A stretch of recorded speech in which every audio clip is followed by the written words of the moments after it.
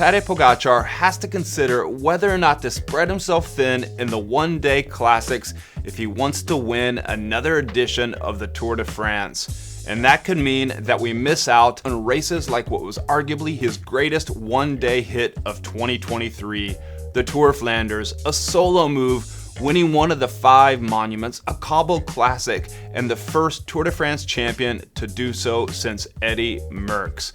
Pogacar went solo with 17 kilometers to go after dispatching Mathieu van der Poel and Wout van Aert, rode to victory in Oudenaarde, an historical moment not seen since 1975. Of course, Pogacar would also win the Amstel Gold Race, Flèche Wallonne, before fracturing a bone in his wrist in Liège-Bastogne-Liège. He finished 3rd in the World Championships and won Lombardia at the end of the year. I think if we look back, you would have to agree that the Tour of Flanders was his greatest win of all the one-day hits this season.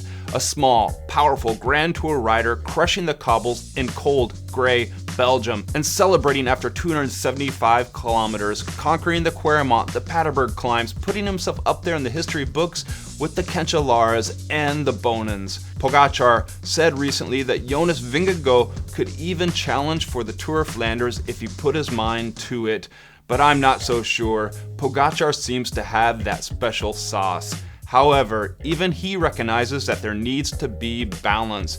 He said, "The Tour de France is the most important race in cycling. Nothing compares to it. All the sponsors want that you win the Tour. All the races can't compare to the Tour. Maybe it costs me that I prepare for Flanders and Lombardia, but that's what I like." His team too needs to win the Tour de France, being back on the top after the Jumbo-Visma domination with Jonas Vingegaard in the past 2 years. So is it worth him repeating his run in the one-day classics in 2024 if he and the UAE Team Emirates team want to win a 3rd edition of the Tour de France? One theory is that he would go to race the Giro d'Italia, then take a break, back off, and race the Tour de France.